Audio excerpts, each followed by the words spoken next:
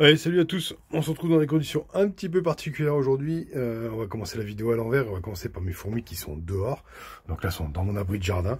Voilà, dans une caisse isotherme, spécial animaux vivants, mais je suis pas sûr que ça change grand chose. Donc du coup, on va leur faire un petit coucou. Alors, je vais ouvrir la boîte. Je vais faire vite pour pas que ça se refroidisse de trop.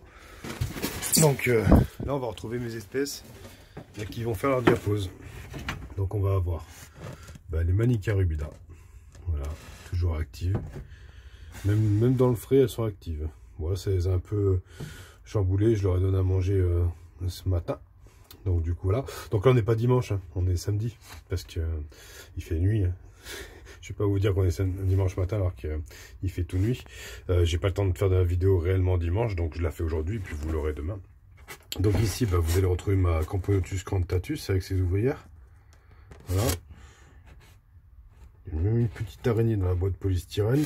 Donc je leur ai fait une petite aire de chasse avec un tube ici humidifié au cas où elles veulent déménager parce que je voulais pas les laisser dans le tube de transport. Voilà. Ici on a... Faites voir ce que ça donne ici. Quelques jours qu'elles sont là déjà elles. Malasus et marginatus. Ah, il y en a une qui est morte. Donc il y a une marche Malasus et marginatus. Celle-là en bas survivante. Ouais, ça va pas trop mal se passer. On va aller voir là-bas. J'aurais mis la lumière au cas où je suis venu. On va aller voir là-bas.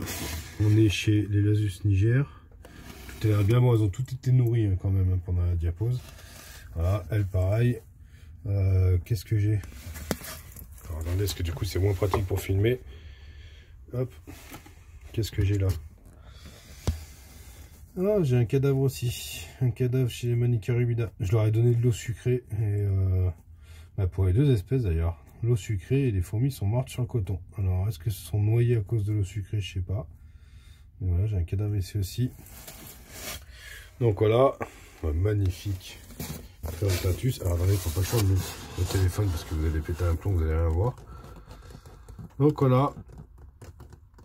Donc c'est parti, les Crantatus donc sont arrivés hier, je les ai nourris, elles avaient grave la dalle, et là elles repartent dans leur boîte. Voilà. Bon, la lumière peut rester là, voilà, je les referme, et je viendrai les voir de temps en temps, quand même, pour voir si tout se passe bien. Allez, je fais une courte pause, et on se retrouve à l'intérieur au chaud avec les messors. Oh, vous allez me dire, disons, c'est une drôle de Messor ça.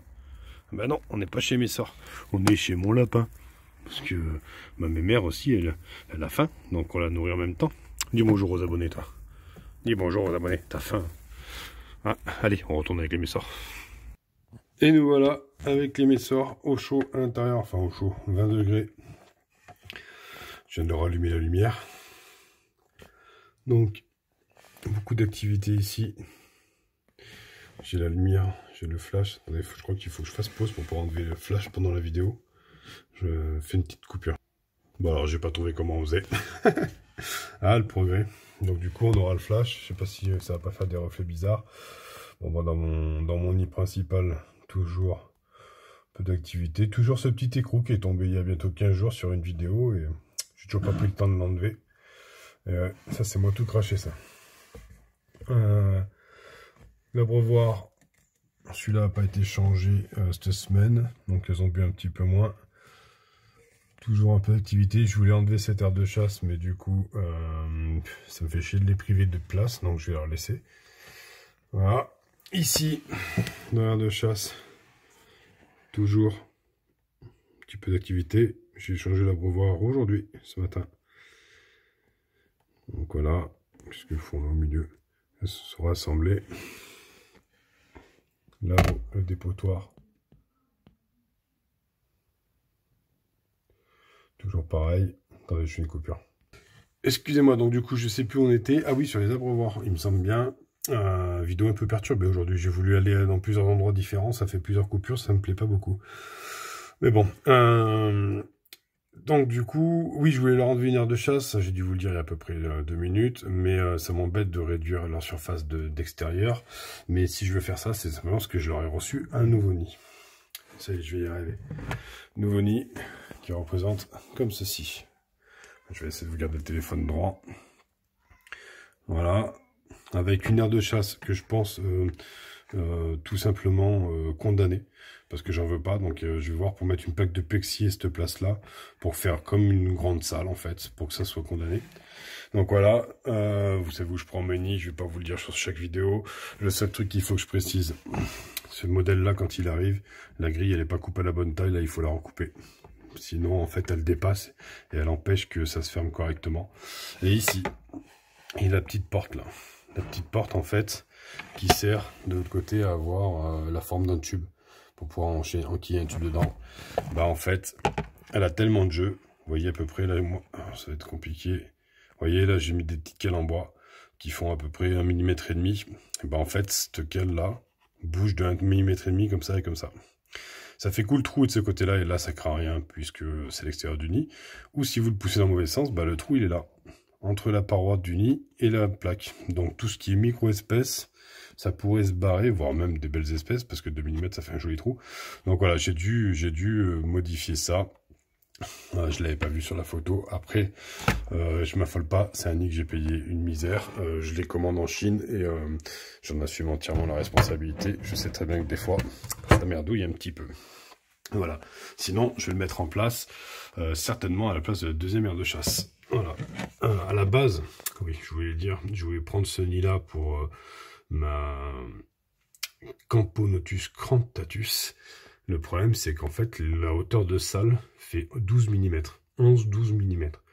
Et ben, c'est un peu trop petit pour elle, quoi. Donc, du coup, on va faire autrement. Ça me servira très bien pour les Messors, c'est pas un souci, ça. Allez, petit tour sur la Messors Structor. Voilà. Alors, je vais essayer d'avoir une mise au point nette. Je suis désolé pour la qualité de la vidéo cette semaine, c'est vraiment pas terrible. Ça bouge dans tous les sens, mais je fais plein de trucs en même temps. C'est que samedi et non dimanche, et c'est certainement pour ça.